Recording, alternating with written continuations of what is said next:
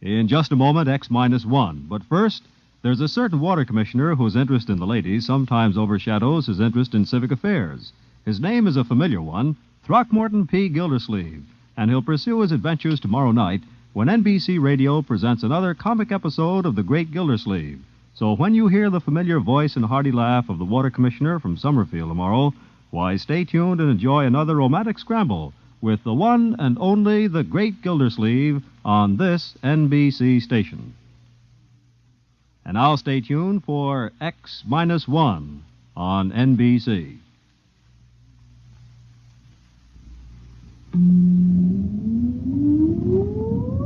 Countdown for blast off. X-5, 4, 3, 2, X-1, fire.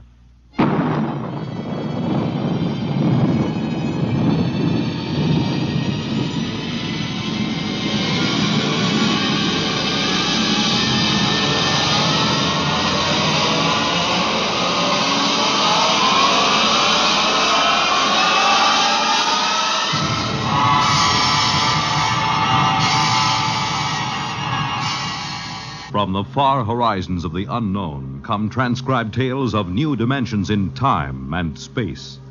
These are stories of the future, adventures in which you'll live in a million, could be years, on 1,000 maybe worlds.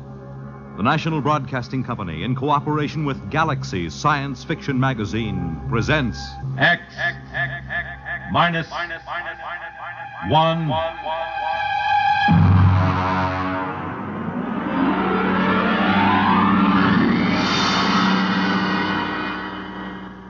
Tonight's story, The Sea Chute, by Isaac Asimov.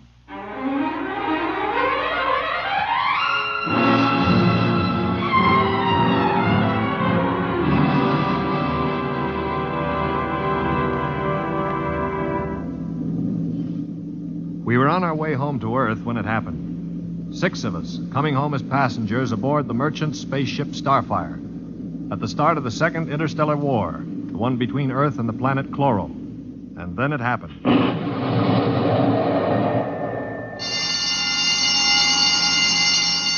Now hear this. Condition red. Condition red. We are under attack from a Chloran battlecruiser. All hands forward to battle stations. Passengers will remain confined to the after cabin. Condition red. We are being attacked. The interception by the Chloran cruiser, the murderous running jewel of energy blasts and force field defenses.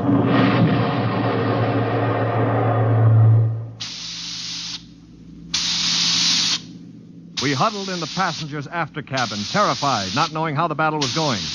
We could hear the desperate bursts of steam through the steering tubes as the Starfire maneuvered to dodge the enemy attacks. And then...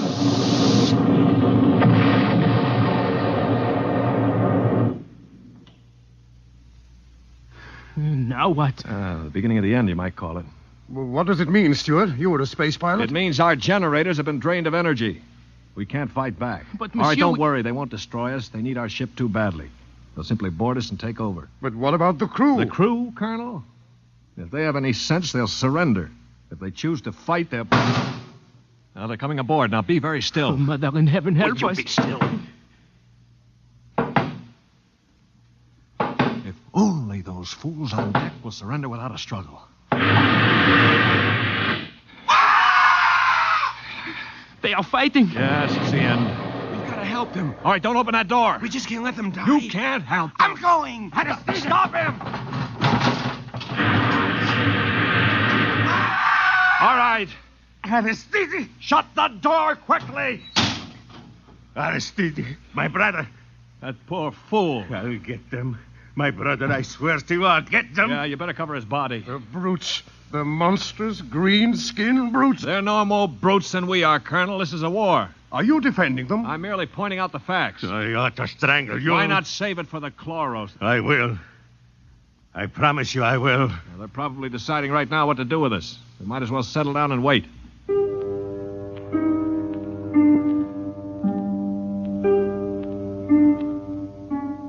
We sat there, the 5 of us, and listened while the Chloran invaders killed off the members of the Starfire's crew. Among us was Colonel Anthony Wyndham, an old Colonel Blimp type with a lame leg. Wyndham had spent his life in the militia back on Earth, but had never seen a battle. There was Demetrius Poliorketis, who had just watched his brother being killed by a chlorocarbonizer. Polly was a huge man. He and his brother had tried truck farming in Arcturus and given it up after 2 seasons. Then there was LeBlanc, a sensitive, frightened young man of 22, and Randolph Mullen, who looked like somebody's caricature of a bookkeeper. A mild, balding, milquetoast little man. And there was myself, John Stewart. I was the only one who'd ever had contact with the chloro people. I had a pair of artoplasm hands to prove it. It is quiet now. Yeah, they've finished with the crew. Mr. Stewart, Yes, Mr. Mullen. what do you think will happen next? Well, they'll put a prize crew of 2 aboard and take us to one of their home planets as prisoners of war. Only 2 of the chloros will stay aboard. Well, 2 is all they'll need. Why, Colonel? You thinking of leading a gallant raid to retake the ship? Well, simply a point of information, dash it. All right, then let me give you another point of information. If you want to commit suicide quick, just open that bulkhead door. 3 steps inside, you'd fall on your face. But why? Don't you smell anything, LeBlanc? Get close to the door. It smells like gas. Yeah, it is gas. Chlorine gas. They breathe it like we breathe oxygen. They've chlorinated the whole crew's compartment. One big whiff of that and we'd all be dead. So just forget about rushing the chloros. How do you know so much about their habits, Stewart? I lived on a chloro planet for 6 months. You see these hands? They were mangled in the oxygenating machinery of my own quarters. They grew these artoplasm things and operated. They're weak, but at least I have hands again. Monsieur Stewart, Yeah. will they kill us? No. Why do you say that? Because in their own way, they're gentlemen. Probably will be interned for the duration. You call them gentlemen. After they killed my brother in cold blood, you call them gentlemen. You know, Stewart, you sound more and more like a blasted Greenie sympathizer. Blasted, man. Where's your patriotism and loyalty? My loyalty is where it belongs, with honesty and decency, regardless of the shape of the being it appears in. This is a ridiculous war. Why are we fighting these people? We can live only on planets with oxygen, and oxygen is poison to them. They can live only in chlorine atmosphere, which is deadly to us. Yet we're fighting them over a bunch of worthless asteroids that neither of us can live on comfortably. Well, it's a matter of principle. It's a matter of stupid pride and greed. I don't like what you say, mister. Why not? Because you talk too nice about these greeny scum. They're good to you, eh? Well, they weren't good to my brother. They killed him. And I think maybe I'll kill you, you rotten greeny... Mullen, grab him. I can't break his hold. They are coming in. Foley, let him go. They saved your life this time. But when I'm finished with them... Quiet. I think they're opening the lock. Well, don't get between us. Foley, don't lose your head. They'll kill us all. I greet you, Earthmen.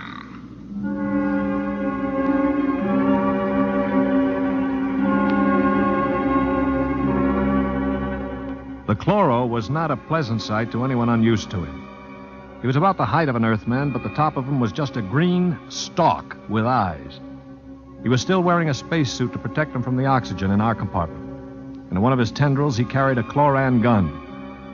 As he stood in the doorway, I could see Poliorketis' eyes begin to glisten with rage. Then, with a bellow like a huge bull, he threw himself at the chloro.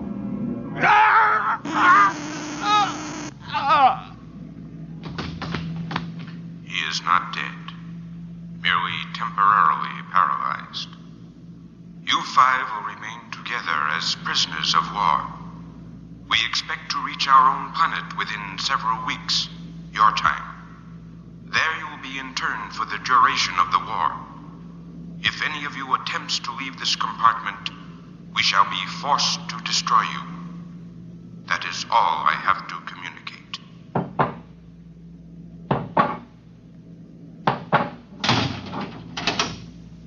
Hadn't we better do something for Mr. Poliorketis? Oh, he'll be all right. Just hoist him up in the cot. That's the idea. All right, Polly. Can you hear me? you stupid brute. His voice is coming back. Yeah. Now, I know what's going on in that thick skull of yours, Polly. You think that when the paralysis wears off, you'll ease your feelings by slamming me around some more. Well, if you do, it'll be curtains for all of us. How do you mean, sir? None of you know the chloros the way I do. Unlike us, they assume automatically that any group of Earthmen they find together comprises a biological grouping, like an ant colony. The result is that they consider the group as something, well, something holy. Now, they'd never break us up. And if one of us did any harm to another, they'd have us all executed as a bunch of chloro-type perverts, a non-functioning group. So call all the names you want. But keep your hands to yourself, or we're finished.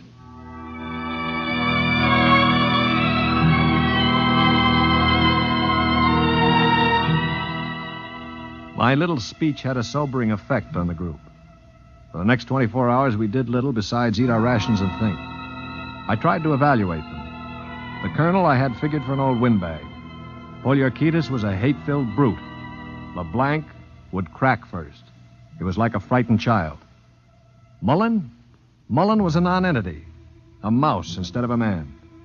Everything he did seemed prissyish. His voice had the quality of furtively rustling underbrush. How long did you say the trip would take, Mr. Stewart? Well, the chloro said about 2 weeks. Gentlemen, if I may interrupt. Colonel? Now, it has occurred to me that perhaps you know of some weakness that might enable us to overcome these chloros. The only weakness they've got is that they can't stand oxygen. Oh, but there must be some way to get the best of them, man. After all, there are only now, look, two. Before I answer, Colonel, I have to know your motive. Is it to save your own skin or help Earth win the war? Oh, dash it, man, to help our side, of course. What we're looking for is a way to save the ship for Earth without losing our lives, yes? Well, all right, let's take a vote then. LeBlanc? I have a wife waiting on Earth, Mr. Stewart. I do not want to die. Uh-huh. Hero number 1. What about you, Mullen? I don't see how we could accomplish it without... Hero number 2. Well, Poliorcetes? When I kill chloros, it will be with my bare hands. On their planet, I will kill dozens, I promise you. 3 down. Well, Colonel, don't you want to march to glory, an old militiaman like you? Your attitude is very cynical and unbecoming, Stuart. I see. Well, then I'll have to blow the ship up myself. Stuart! Don't worry, Colonel. I don't intend to be a dead hero. Of course, there is a way we might do it. What did you say, Mr. Mullen? There's a spacesuit and magnetic boots stored in that locker over there. We might be able to reach the control room from the outside of the ship. The outside? But how would we get outside? Well, this compartment has a sea chute. It must. What is a sea chute? A sea chute, my boy, is a casualty chute. It doesn't get talked about much, but all the main compartments have them. They're just little airlocks down which you slide a corpse. Burial in space. Oh, blast it, Mullen. Suppose you did get outside. How could you re-enter the ship? Through the steam tubes, the ones they use to guide the ship. Wait a minute, Mullen. What do you know about steam tubes? I thought you were a bookkeeper. Well, on Arcturus, I got interested in spaceship models. I studied all about them. On my own time, of course. Yeah, naturally. At any rate, I learned that the steam tubes have an access vent directly to the control room for repairs and so forth. And the chloros, they are in the control room. What do you think, Stuart? Well, it's a video sort of idea, but it might just work. We could get permission from the chloros to open the sea chute and bury Polly's brother. And one of us could slip into it, work forward, and climb up through the steam tube. The question being, which one? What about you? You with your loud talk and your sneers. I'm no hero, Polly. I've already said that. My object is to stay alive. The steam tube let go while you were in it, you'd be broiled like a lobster. Well, how about the colonel here? If I were younger, blasted, I'd trounce you. You know very well with my injured leg. Yeah, of course. Not to mention my artificial hands. Well, now, what unfortunate deformities do the rest of us have? Polly?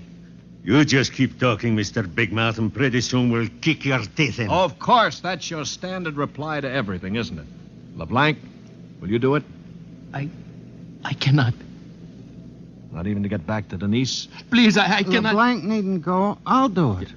What? After all, it is my idea. Wait a minute. Are you serious, Mullen? Yes. Well, how...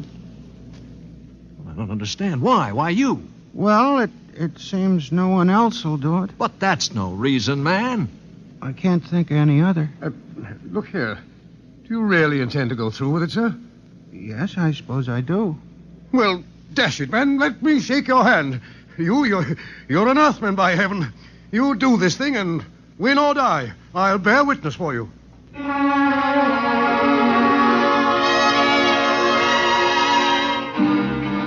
It was quite a moment.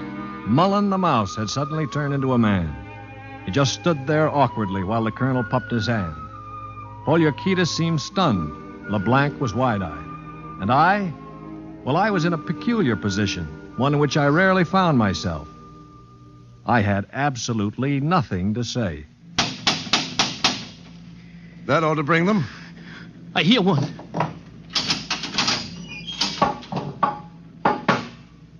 What is it, Earthman? One member of our unit is dead, as you know. We request permission to jettison his body out of the casualty chute. You may do so. You'll have to open the chute lock from the control room. I will do so. Is there anything else? No. Nothing else, thank you.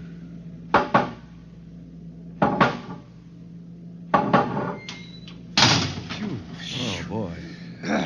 All right, come on now. We'll have to work fast. Mullen, get into a spacesuit from the emergency locker.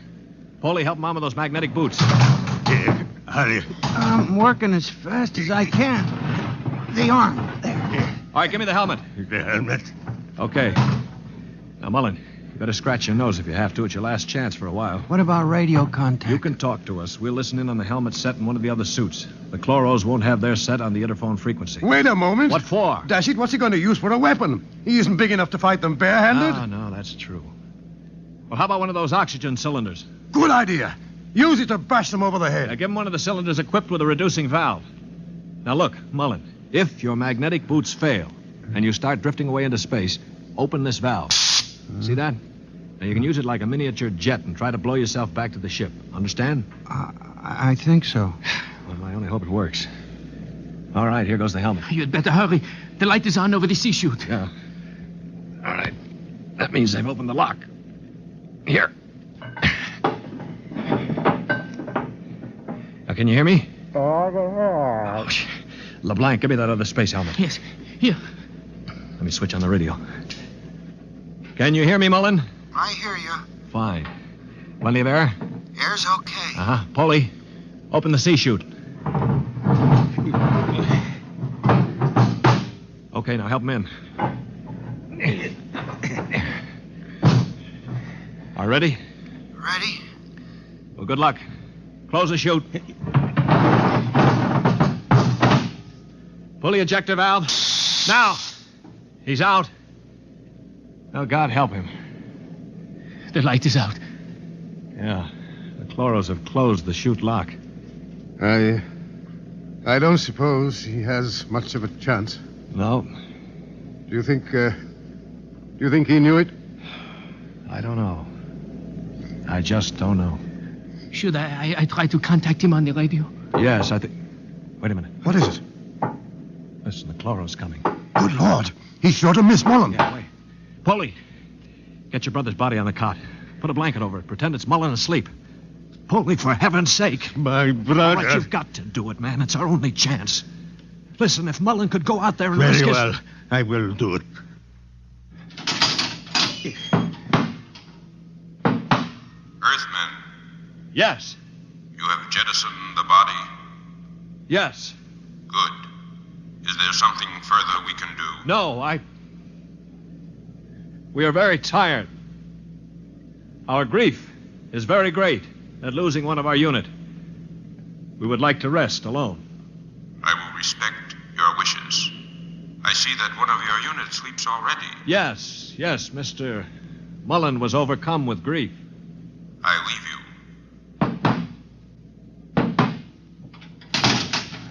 Oh, brother. Polly, I thought sure you were going to rush him. With that brave little guy out there.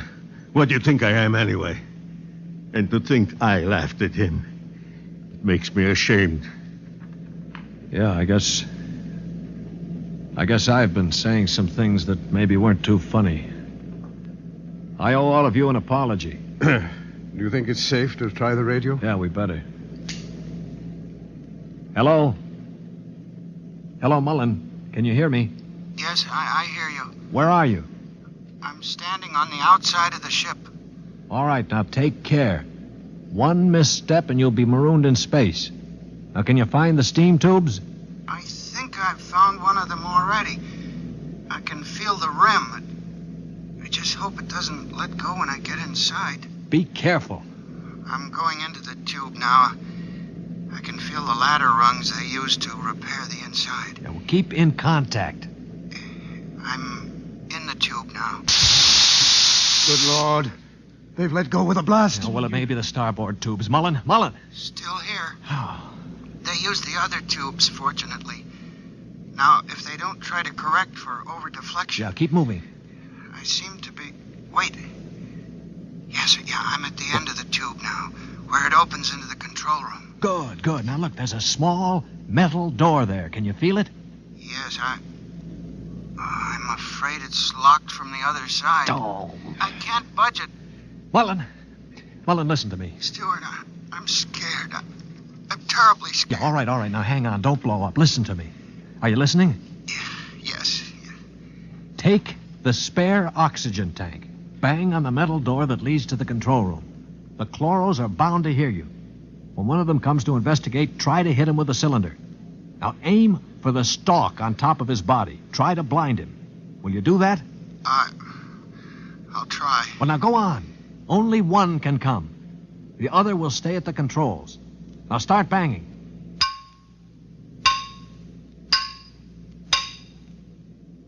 Any luck? No, Wait, I hear something. Something's opening the lock. The door now. I hear... Mullen, what happened? Mullen, can you hear me? Mullen!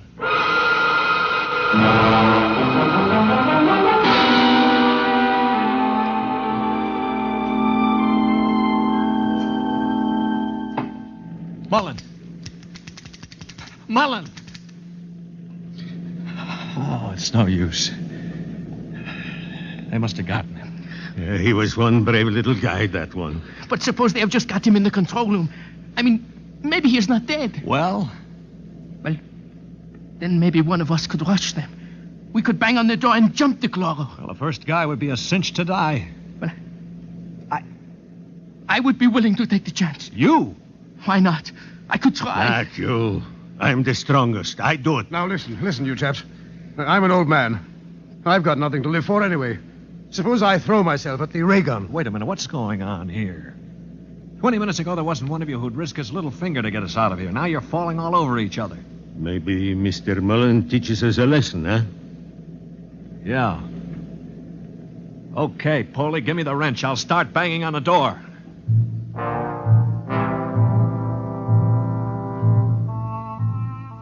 They say that selflessness is contagious.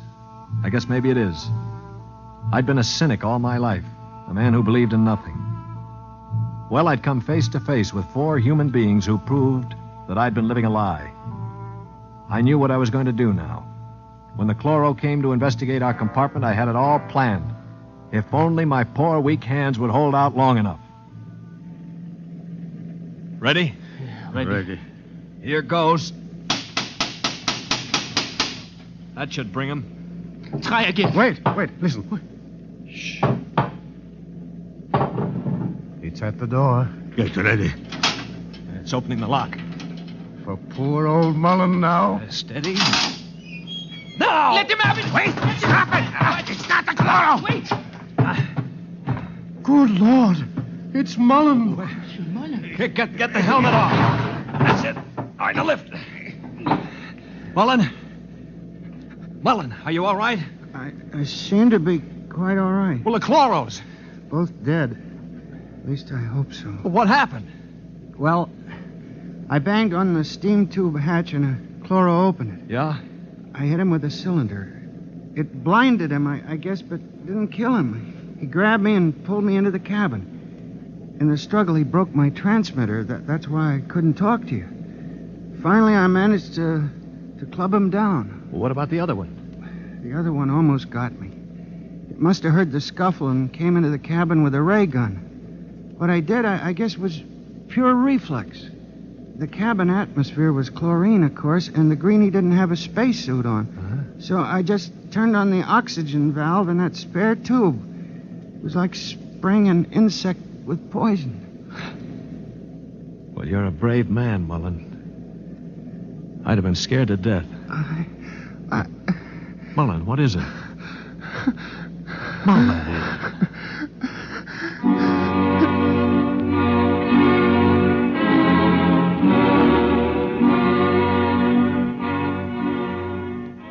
An hour later, false hands and all, I was at the controls of the ship, headed for Earth. We'd gotten rid of the chlorinating equipment and restored the oxygen naturally. Mullen was asleep in the cabin under a sedative. Or so I thought until the cabin door opened. Mullen, for Pete's sake, get back to bed. No, I'm quite all right now, really. Do you mind if I watch how you operate the ship? No, not at all. Sit down. You know, I guess I owe you an apology. I didn't think too much of you. That's your privilege. No, it isn't anybody's privilege, Mullen, to despise another. For years now, I've abandoned hope of finding any decency in human beings. I owe you a vote of thanks. You embarrass me, Mr. Stewart. I didn't do it for any heroic reasons, I assure you. Far from it. Well, why did you do it, Mullen? That puzzles me very much. Well, Mr. Stewart, I'm a bookkeeper. 17 years ago, I left Earth to work on Arcturus. I never made much impression on anybody on Earth, although I wanted very much to have people like me. Well, about a year ago, I started to write to my family again. Don't ask me why.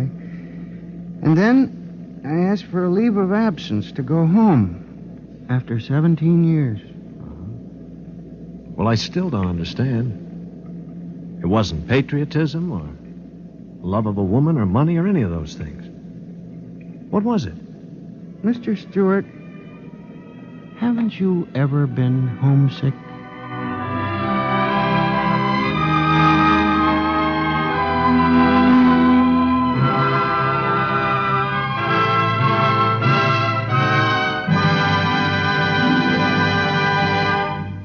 You have just heard X-1, presented by the National Broadcasting Company in cooperation with Galaxy Science Fiction Magazine, which this month features A Gun for Dinosaur by L. Sprague de Camp, a story of hunters in the bloodiest and most ferocious arena of all prehistoric Earth, where hunting reptile heavyweights is no job for human lightweights. Galaxy Magazine on your newsstand today. Tonight, by transcription, X-1 has brought you The Sea Chute, a story from the pages of Galaxy, written by Isaac Asimov and adapted for radio by George Lefferts. Featured in the cast were Lyle Sudrow, Stan Early, Bob Hastings, Mercer McLeod, Danny Ocko, and John Gibson. Your announcer, Bill McCord. X-1 was directed by Daniel Sutter and is an NBC Radio Network production.